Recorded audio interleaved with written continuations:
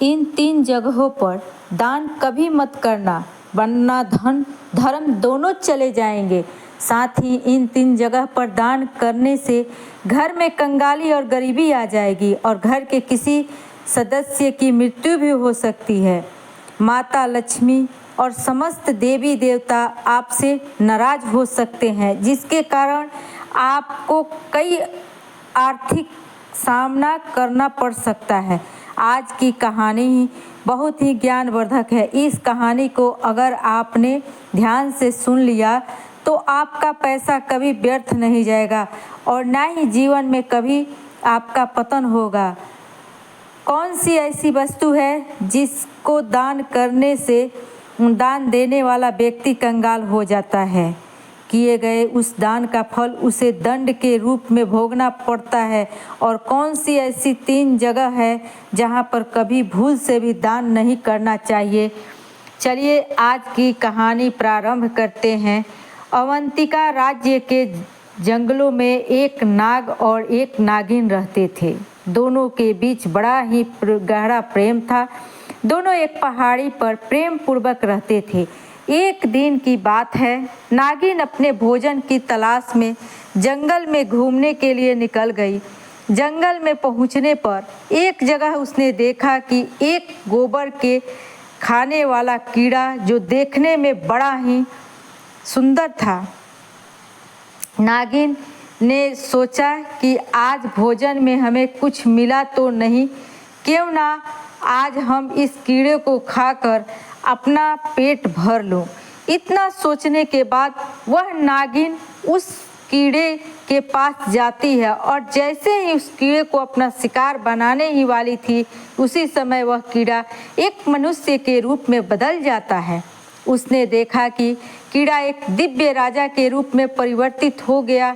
वह देखकर नागिन बड़ी हैरान थी। राजा तो वहाँ से चला गया और नागिन भी वहाँ से भोजन की व्यवस्था करके अपने पति नाग के पास लौट आती है और कहती है, हे स्वामी, आज मैंने जंगल में एक बड़ी ही विचित्र घटना देखी है, जिसको देखकर मैं बहुत आश्चर्यचकित हूँ।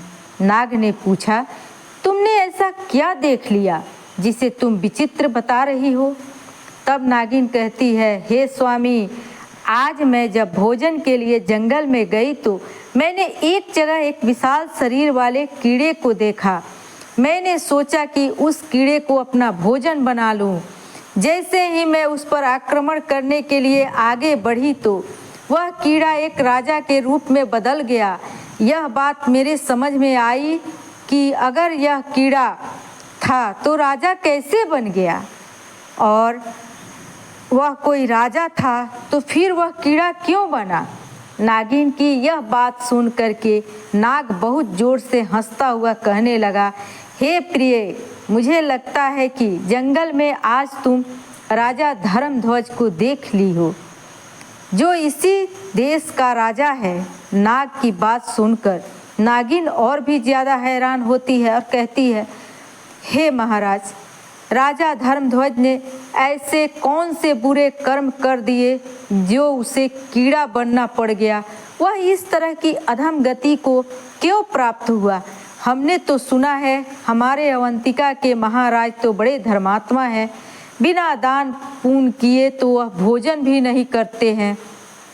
फिर उनसे ऐसा कौन सा पाप हो गया? तब नाग कहता है, हे प्रिय, राजा धर्मध्वज का यही स्वभाव तो उनके लिए मुसीबत बन गया कि वह अत्यंत दानी और धर्मात्मा हैं। उन्होंने कुछ ऐसा दान कर दिया जिसके कारण राजा धर्मध्वज को कीड़े की योनि भोगनी पड़ी। तब नागिन कहने लगी, हे महाराज, मेरी समझ में कुछ नहीं आया, मुझे विस्तार से समझाइए कि राजा धर्मध्वज के साथ ऐसा कैसे हो गया। तब नाग कहता है, हे प्रिय, ध्यान से सुनो। दान धर्म करने वाला राजा कीड़े की योनि में कैसे प्राप्त हुआ? प्राचीन समय की बात है और इस प्रसिद्ध नगरी अवंतिका में एक महादानी राजा धर्मध्वज राज किया करता था। राजा धर्मध्वज इतने बड़े दानी थे कि जब तक वह अपने द्वार पर आए हुए भूखे भिखारी और 5 याचकों को भोजन नहीं करा देते थे, तब तक वे भोजन नहीं करते थे। यह उनका रोज का नियम था। पूरे राज्य में उनकी खूब प्रशंसा होती थी, लेकिन उसके दान देने का भी एक नियम था। वह एक निश्चित समय बांटता था। राजा धर्मध्वज सुबह 10 बजे से दान बांटना शुरू करता था और सूर्यास्त होते होते दान देना बंद कर देता था। सूर्यास्त के बाद अगर कोई उसके यहाँ आ जाता तो वह उसे दान नहीं देता था, बल्कि अगले दिन के लिए कहता था। राजा की ख्याति धीरे धीरे देश विदेश में फैल चुकी थी। राजा धर्मध्वज बड़ा ही महादानी राजा था। अब तो हर रोज उसके द्वार पर यात्रियों की भीड़ लगी रहती थी। वह प्रत्येक दीनहीन को दोनों हाथों की अंजलि में जितनी स्वर्ण मुद्राएं आती थी उतना धन दे देते थे। सभी याचक राजा की जय जयकार करते हुए चले जाते थे। मित्रों, उसी अवंतिका नगरी में किसी गांव में जंगल के आसपास एक ब्राह्मण परिवार निवास करता था। ब्राह्मण बड़ा ही तपस्वी था। उसकी पत्नी और वे दोनों बड़े आराम से अपना जीवन यापन करते थे। दोनों की स्थिति बहुत ही गरीबी थी, परंतु ब्राह्मण बड़ा तपस्वी था। वह कहीं भिक्षा न लेने के लिए जाता था। उसे अपनी मेहनत से जो कुछ भी मिलता था उसी को खाकर अपना समय काट लेता था और उसके बाद का सारा समय ईश्वर भजन में बिताता था। एक दिन ब्राह्मण की पत्नी अपने पड़ोस में जाकर किसी के मुंह से सुना कि महाराज धर्मध्वज बड़े ही दानी राजा हैं। ब्राह्मणी पड़ोसन से यह बात सुनकर आई। अपने पति से आकर कहने लगी, हे पतिदेव, मैंने सुना है कि अवंतिका के राजा धर्मध्वज बड़े ही दानी राजा हैं। उनके द्वार से आज तक कोई निराश लौट कर नहीं गया है। क्यों ना आप भी महाराज के दरबार में चले जाएं और राजा से दान ले आएं। राजा जो धन हमको देंगे उससे हमारी गरीबी मिट जाएगी। यह बात जब ब्राह्मण ने सुना तो कहने लगा, देखो, मेरी जिंदगी का आधा भाग तो बीत चुका है और आधी जिंदगी शेष बची है। वह भी मैं जैसे तैसे काट लूँगा। मैं किसी के द्वार पर हाथ फैलाने नहीं जाऊँगा। तब ब्राह्मणी बोली कि महाराज, आप कैसी बातें करते हो? जब आपका राजा दान दे रहा है तो प्रजा को दान लेने में कोई बुराई नहीं होती। और फिर हम तो ब्राह्मण ही हैं, हमारा धर्म है दान लेना। मैं कहती हूँ आप राजा के पास अवश्य जाओ।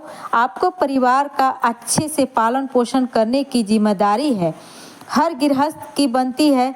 हर गृहस्थ व्यक्ति का यह धर्म है कि वह अपने परिवार को सुखी रखे, उसे हर सुख सुविधा प्रदान करे। जो लोग ऐसा नहीं करते हैं उन्हें भी परिवार का भरण पोषण न करने के कारण पाप लगता है। यह बात जब ब्राह्मण ने सुनी तो ब्राह्मण कहने लगा, ठीक है, यदि तुम कहती हो तो मैं वह अवश्य राज के दरबार में जाऊंगा। पत्नी के आग्रह पर ब्राह्मण देव राजा धर्मध्वज के दरबार में चल दिए। शाम का समय था। चलते चलते ब्राह्मण को शाम हो गई।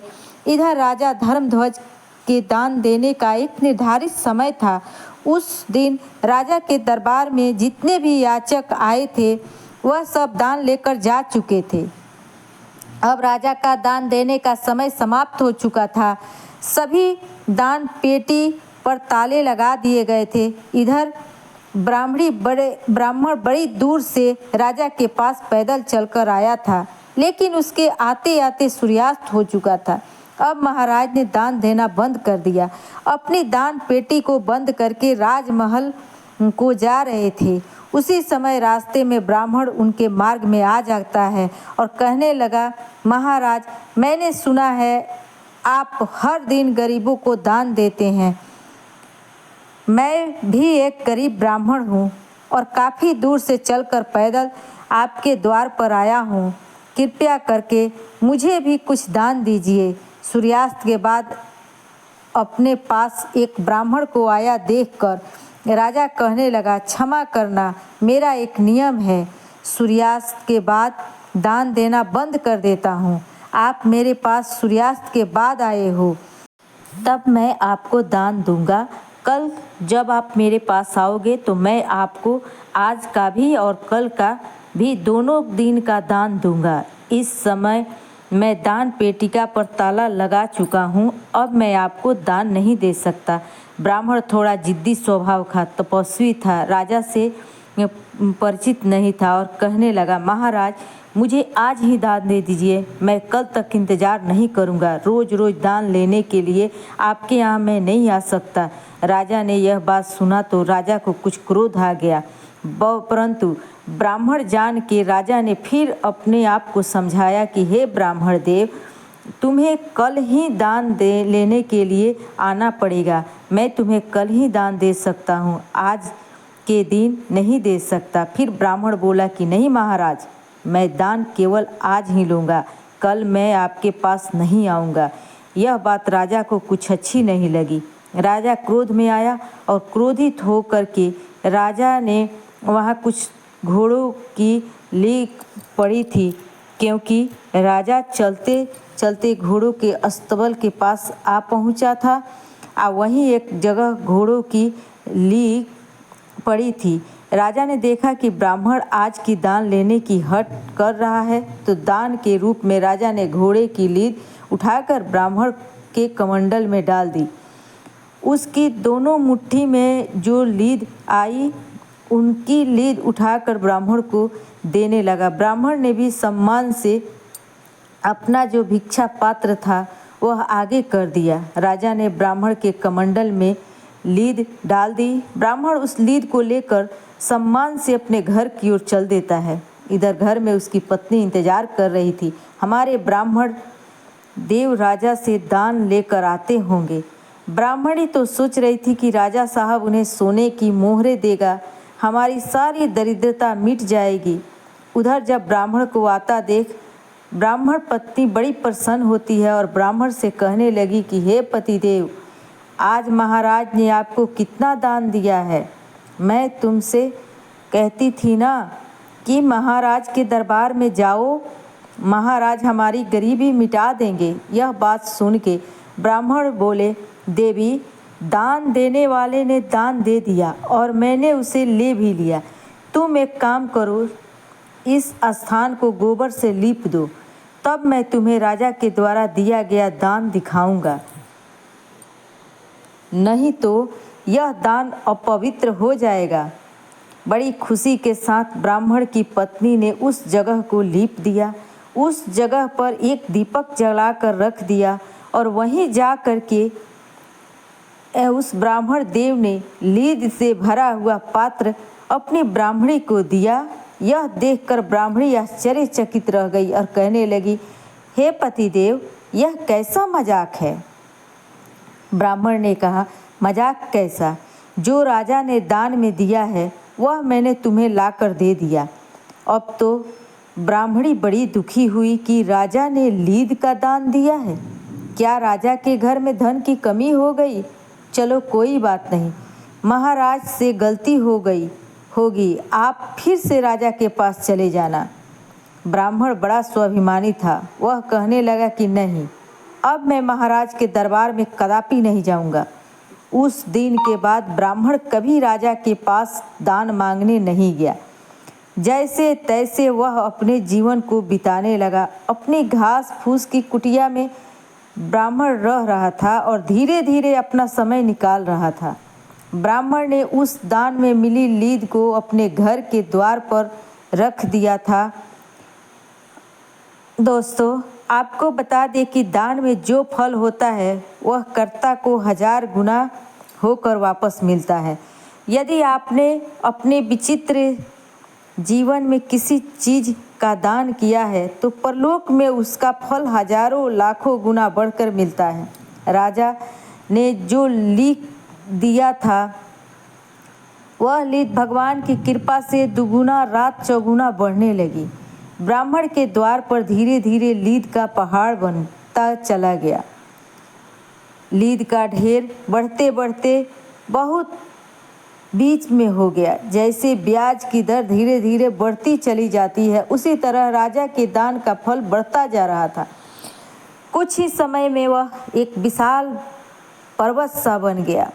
ब्राह्मणी और ब्राह्मण उस दृश्य को रोजाना देखते। ब्राह्मणी ब्राह्मण से पूछती थी कि हे महाराज, इस लीद का अब क्या होगा? यह तो बढ़ती ही जा रही है। तब ब्राह्मण ने कहा, हे ब्राह्मणी, यह राजा के दान का फल बढ़ रहा है और इस फल को उसे ही भोगना पड़ेगा। यदि इसे हम उपयोग में ले रहे होते तो राजा को शुभ फल प्राप्त होता। अब जब यह हमारे किसी काम का नहीं है तो इसका परिणाम राजा को ही भोगना पड़ेगा। यह बात सुनकर ब्राह्मणी बड़ी सोच में पड़ जाती है। धीरे धीरे समय बीतता चला जा रहा था और उस लीद का पहाड़ काफ़ी बड़ा हो गया था। 20 से 25 वर्ष गुजर गई। एक दिन की बात है, राजा धर्मध्वज वन में शिकार करने के लिए जाता है, परंतु राजा धर्मध्वज को उस दिन कहीं कोई आखेट नहीं मिलता है। जब कोई शिकार नहीं मिला तो राजाओं के पहले नियम होते थे कि राजा को जब कोई आखेट ना मिले तो वह बिना आखेट के वापस लौट के नगर नहीं जाता था, चाहे उन्हें मार्ग में ही कहीं ना कहीं रुकना पड़े। अब तो राजा धर्मध्वज विचार करने लगा कि शाम का वक्त हो गया है और सूर्यास्त होने के बाद किसी जीव को सताना क्षत्रियों का धर्म नहीं होता, इसलिए हम आखेट के लिए वन में आगे नहीं जाना चाहिए और यही किसी स्थान पर ठहर जाना चाहिए। अब तो राजा साहब उस जंगल में ही अपने ठहरने का स्थान ढूंढने लगते हैं। ढूंढते ढूंढते उसी ब्राह्मण के घर पहुंच जाते हैं जिसे राजा ने 20-25 वर्ष पहले लीद का दान दिया था। लेकिन राजा उस घटना को भूल चुका था। इधर नाग अपनी पत्नी को बता रहा था कि हे नागिन, राजा धर्मध्वज जब उस ब्राह्मण के घर पहुंच गया तो वहां पहुंचकर राजा ने ब्राह्मण से कहा कि हे ब्राह्मण देव, आज मुझे आपके यहाँ ठहरने के लिए स्थान चाहिए। राजा की बात सुनकर के ब्राह्मण कहने लगा, ठीक है, आपका हमारी इस कुटिया में स्वागत है। जो भी रूखा सूखा होगा उससे हम आपका सत्कार करेंगे। राजा को ब्राह्मण पहचान नहीं पाया। उस रात राजा धर्मध्वज उसी ब्राह्मण की कुटिया में ठहर जाता है। जो भी ब्राह्मण की कुटिया में रूखा सूखा भोजन था उससे ही ब्राह्मण ने राजा का अतिथि सत्कार किया।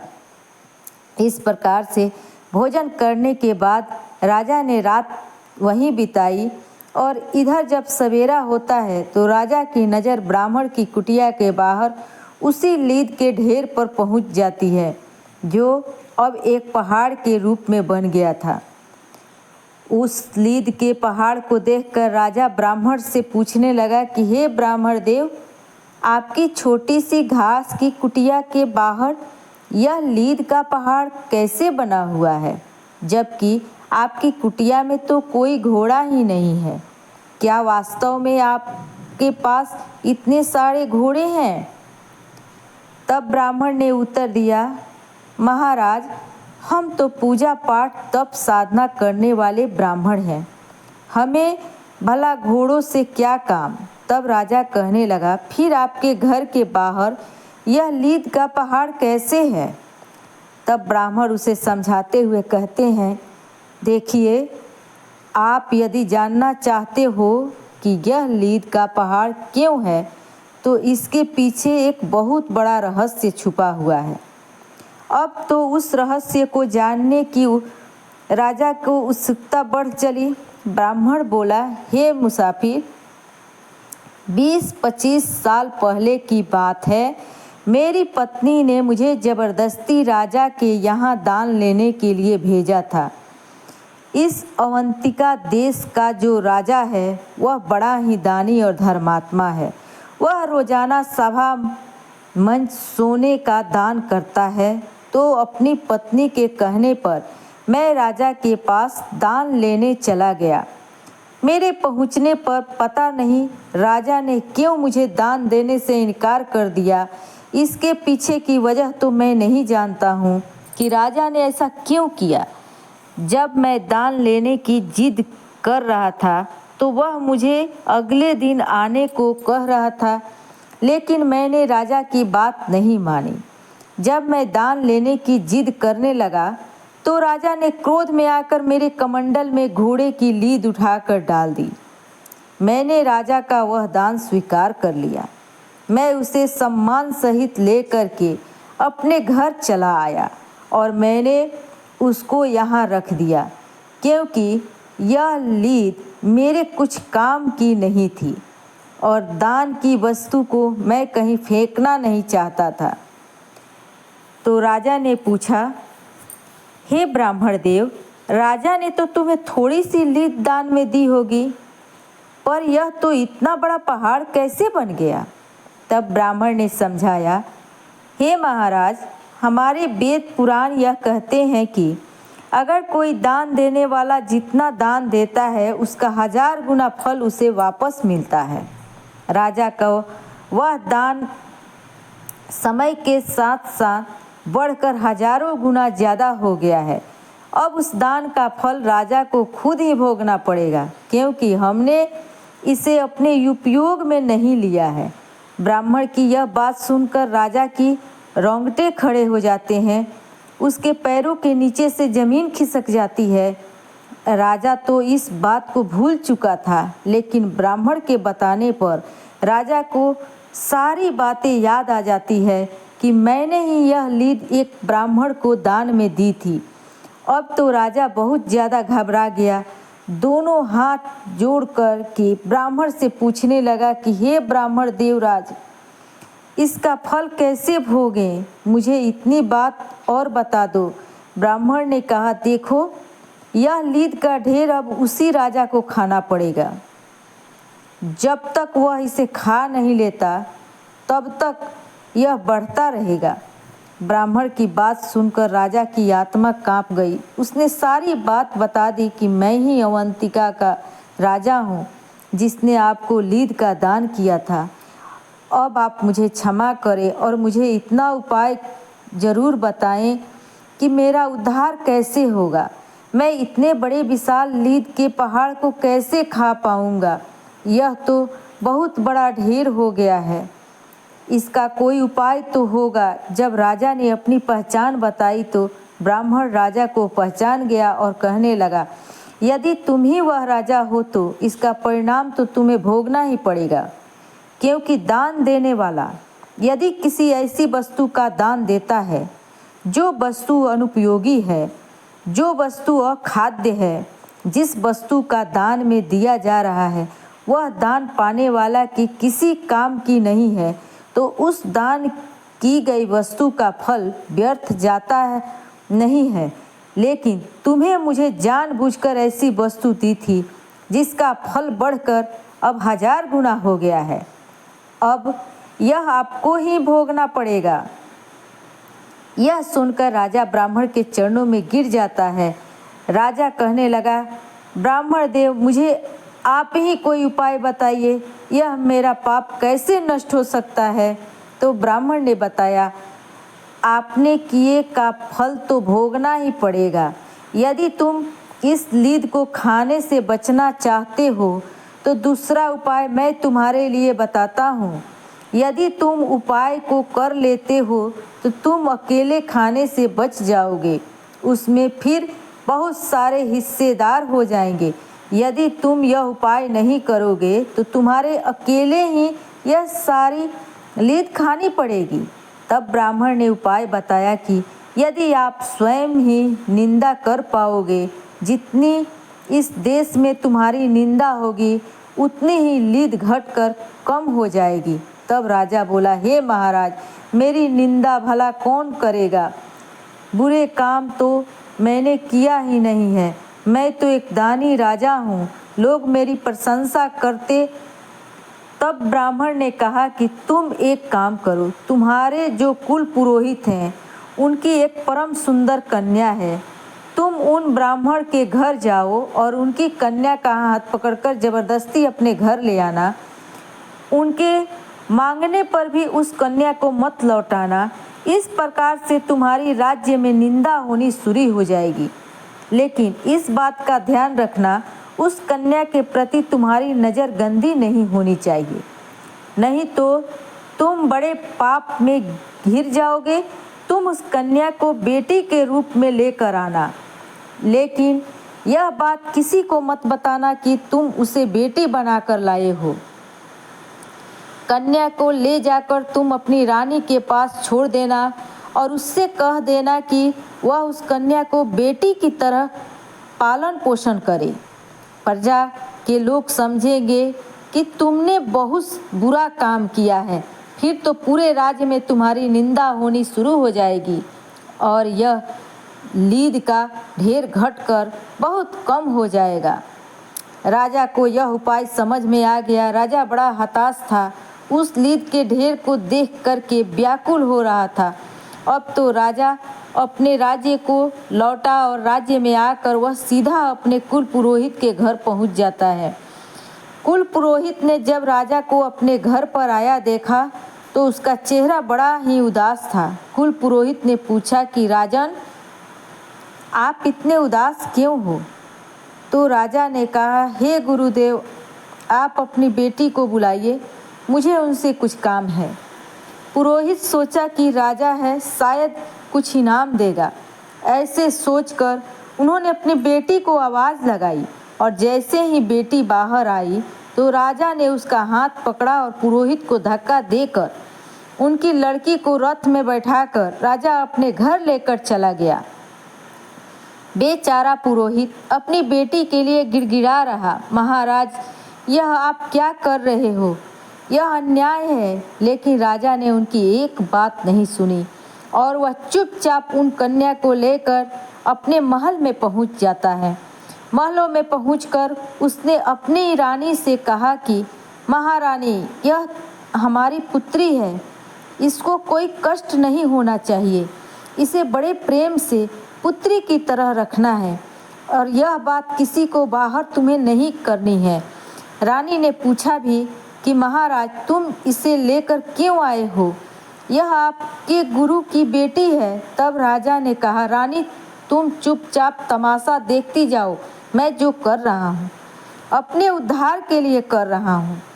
जब राजा ने अपनी गुरु की कन्या को लेकर के आया तो पूरे नगर के लोगों ने उसे देखा। उस समय तो किसी ने कुछ नहीं कहा, लेकिन धीरे धीरे राजा की बुराई होनी शुरू हो गई। पूरे राज्य के लोग उसी राजा की निंदा करने लगे कि राजा तो बहुत ही गंदा व्यक्ति है, जिसने अपने गुरु की बेटी को पत्नी बनाकर जबरदस्ती अपने घर में रख लिया है। हम तो पहले ही कहते थे कि राजा बड़ा अन्यायी है, यह लोगों को दान देकर केवल दिखावा कर रहा है। इस प्रकार से पूरे नगर में राजा की बुराई होने लगी। सब लोग कहने लगे, ऐसे राजा का क्या भरोसा जो अपने गुरु का ही नहीं हुआ।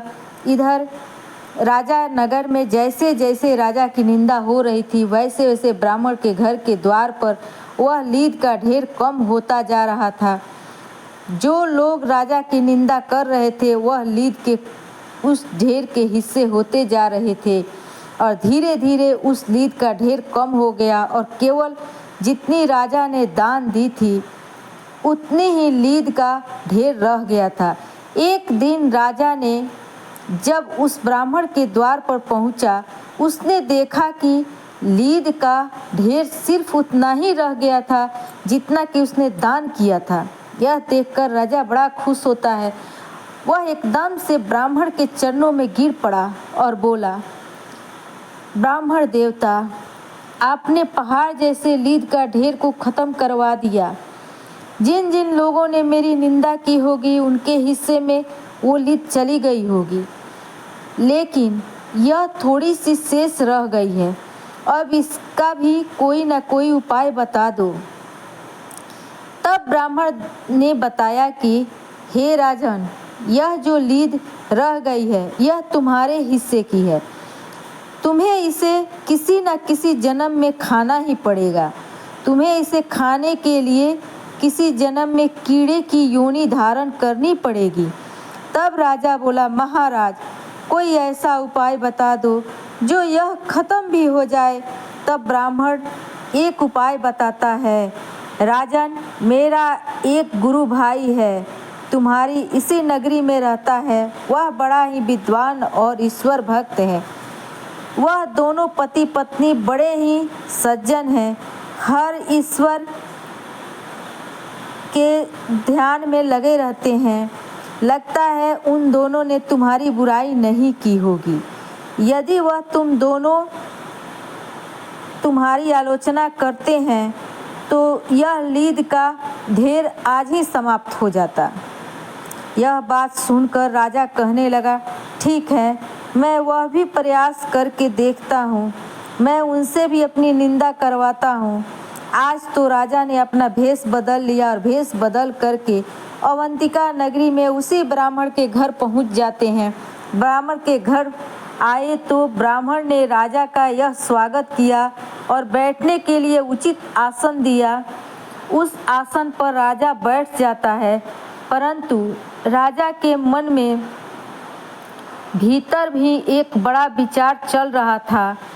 तो राजा ने उस ब्राह्मण से कहा कि ब्राह्मण देव, मैंने सुना है यहाँ का जो राजा है वह बड़ा अन्यायी है, क्योंकि उसने अपने गुरु की पुत्री को बलपूर्वक अपने घर में रख लिया है। ब्राह्मण बोला, मुझे नहीं पता। राजा अपने ही मुख से अपनी बुराई करने लगा, कहने लगा, बताओ, अपनी गुरु की पुत्री को अपने घर में रख लिया है, यह कहाँ का न्याय है? बड़ा ही दुष्ट राजा है। ब्राह्मण देव बोले, भाई मुझे पता नहीं, यह सब बातें मुझे क्यों सुना रहे हो? मैं इन चीज़ों में ध्यान नहीं रखता हूँ। जब राजा ने बार बार उस ब्राह्मण को उस्काया, राजा ने आलोचना करने के लिए, फिर भी उसने आलोचना नहीं की। तब ब्राह्मण ने देखा कि यह व्यक्ति राजा की बहुत निंदा कर रहा है। यह चाह रहा है कि मैं भी राजा की निंदा करूं, जरूर कोई विशेष बात है। तब ब्राह्मण ने अपने तपोबल से देखा तो समझ गया, यह तो स्वयं यह राजा है। मुझसे अपनी आलोचना करवाना चाहता है, क्योंकि इसने ऐसी वस्तु दान दी है जिसका पाप इसे भोगना पड़ेगा, और यह चाहता है कि मैं इसकी निंदा कर दूं, उसका पाप मुझे मिल जाए। यह तो अपने पाप से मुझे सम्मिलित करना चाहता है। तब ब्राह्मण कहने लगे, हे राजन, मुझे तुम्हें पहचान गया हूँ। भलाई इसी में है कि आप मेरे यहाँ से वापस लौट जाइए। मैं कभी किसी की आलोचना नहीं कर सकता, कभी किसी की बुराई नहीं करता हूँ। तुम्हारा पाप तुम्हें भोगना ही पड़ेगा। ब्राह्मण ने फटकार कर राजा को वहाँ से भगा दिया। निराश होकर राजा वहाँ से लौटकर चला जाता है और उसी ब्राह्मण के घर आया जहाँ यह लीद का ढेर लगा हुआ था। ब्राह्मण के चरणों में आकर राजा गिर पड़ा। राजा कहने लगा, हे ब्राह्मण देव, अब इसका कोई और उपाय नहीं है क्या? तब ब्राह्मण ने कहा, राजन, यदि उन्होंने तुम्हारी निंदा नहीं की तो समझ लो कि अब तुम्हें ही यह सब खाना पड़ेगा, चाहे जैसे खाओ। यह बात सुन करके राजा कहने लगा कि हे ब्राह्मण देव, आप अपनी मंत्र शक्ति से मुझे कुछ समय के लिए एक कीड़ा बना दो। कीड़ा बनकर मैं इस लीद को खा जाऊंगा। ब्राह्मण कहने लगा कि नहीं, मैं तुम्हें कीड़ा नहीं बना सकता, इतनी सामर्थ्य मेरे अंदर नहीं है। यह काम तो विधाता का है।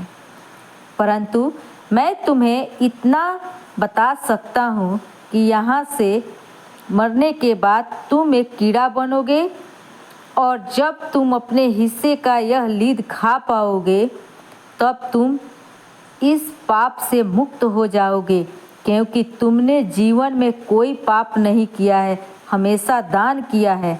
तुमने हमेशा भूखे गरीबों को दान लुटाया है, परंतु तुमने यह भूल कर दी है, इसलिए तुम्हें यह खानी ही पड़ेगी।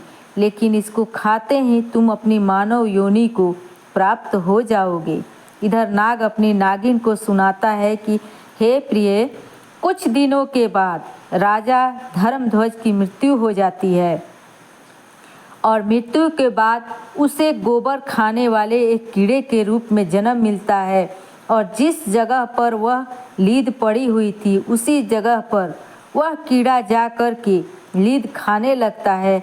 धीरे धीरे कई वर्षों में वह लीद खाते खाते वह कीड़ा बहुत बड़ा हो जाता है। खाते खाते उसने अपने हिस्से की सारी लीद समाप्त कर दी। बस थोड़े बहुत कण शेष रह गए थे। नाग अपनी नागिन से कहता है, हे प्रिय, एक दिन वह कीड़ा उन्हीं कणों को खा रहा था, तभी तुम्हारी नज़र उस कीड़े पर पहुंच जाती है। उसे देखकर तुमने समझा कि मुझे भोजन मिल गया। जैसे ही तुमने उस पर आक्रमण करना चाहा, वह अपने हिस्से की सारी लीद समाप्त कर चुका था। उसी क्षण उसका पाप नष्ट हो जाता है और मनुष्य का रूप में प्रकट हो जाता है और दिव्य देह पाकर स्वर्ग को चला जाता है। नाग बोला, हे नागिन, जरूर तुमने उसी राजा धर्मध्वज को देख लिया होगा जिसने क्रोध में एक ब्राह्मण को लीद दान में दी थी, जिसके कारण वह कीड़े की योनि में पैदा हुआ। जो व्यक्ति अनुपयोगी वस्तु का दान करता है, क्रोध में वशीभूत होकर दान देता है, अहंकार बस दान देता है, वह हमेशा पाप का भागीदार होता है। दान देने से पहले मनुष्य को अंतरात्मा को टटोलना चाहिए। यदि दान देने की सामर्थ्य नहीं है तो दान नहीं देना चाहिए। अगर दे तो इन बातों का ध्यान रखना चाहिए, क्योंकि आप क्रोधवश या उपहासवश, अहंकारवश यदि किसी को दान देते हैं या भोजन कराते हैं तो ऐसा दान देने वाला पाप का भागी होता है। जब भी आप किसी को दान दें तो उपयोग की जाने वाली वस्तु का दान करें और प्रेम पूर्वक सच्चे मन से दान करें, तभी आपको दान करने का शुभ फल प्राप्त होता है। दोस्तों, आज की कहानी आपको कैसे लगी कमेंट करके ज़रूर बताना। साथ ही हमारे चैनल को सब्सक्राइब करके कमेंट में जय श्री कृष्णा, राधे राधे अवश्य लिखें।